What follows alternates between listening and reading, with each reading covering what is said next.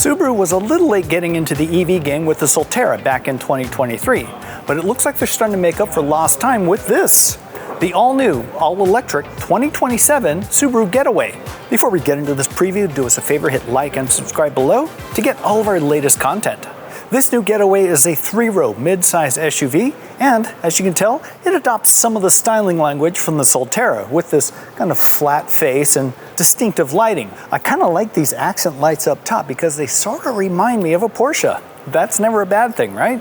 Down the side, there's a lot more to talk about with these deep facets in the body here that really kind of add a little more visual interest, but also help to slim it down a little bit, at least with the visual weight.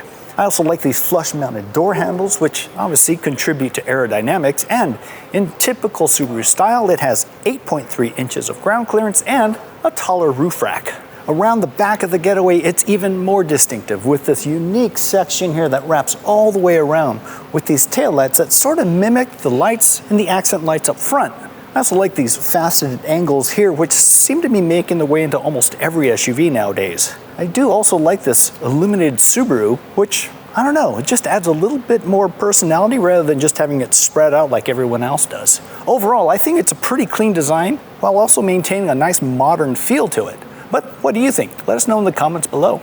All Getaways will come with dual motors, which means you get all-wheel drive as standard. Combined, they make 420 horsepower, which should get it from 0 to 60 in less than 5 seconds. When it comes to towing, it can pull up to 3,500 pounds. The whole system is fed through a 95.8 kilowatt-hour battery, which should get you 300 miles of range, estimated by Subaru. But they're also saying 300 plus, so we'll see when we get closer to the on-sale date. It gets a Tesla-derived NACS charge port, and it can charge as quickly as 150 kilowatts, which should get you from 10% to 80% charge in about 30 minutes. In early 2027, however, there will be a standard range available with 77 kilowatt hours, so you can expect a little bit less range, but a little more affordable. Standard features for all Getaways include this 12.3-inch digital instrument panel and this really large 14-inch infotainment touchscreen. Tri-zone automatic climate control, interior ambient lighting, and wireless Apple CarPlay and Android Auto are also included. You also get twin wireless phone chargers, and they're also angled and they're hidden underneath this really nice suede covering. Available options include this absolutely massive panoramic sunroof, heated second and third row seats, ventilated first and second row seats, and a heated steering wheel. The Getaway has seating for up to 7, but if you opt for these captain's chairs and some of the higher trims, it knocks it down to 6. Also standard are one-touch second row sliding and folding seats to make access to the third row that much easier. Here in the third row, I have plenty of space. I'm 5'10", and this second row seat is slid pretty far back, but I still have a decent amount of room, and I would count on the second row passengers to give me a little bit of relief. I don't have as much of an elevated sightline as I do with some of the other SUVs, but one thing that is common with almost all third rows is a little bit of a lack of thigh support. That means the seat is mounted just a little closer to the floor to give you a little more headroom up top.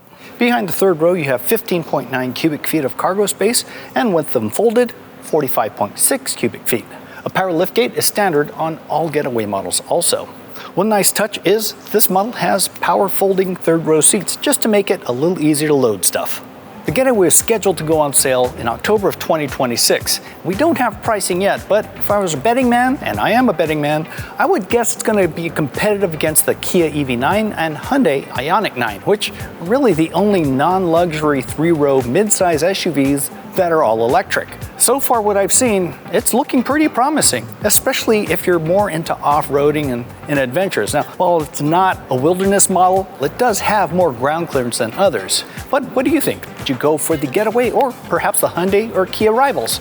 Let us know in the comments below. As always, thanks for watching, and don't forget to hit those like and subscribe buttons below, and we'll see you in the next video.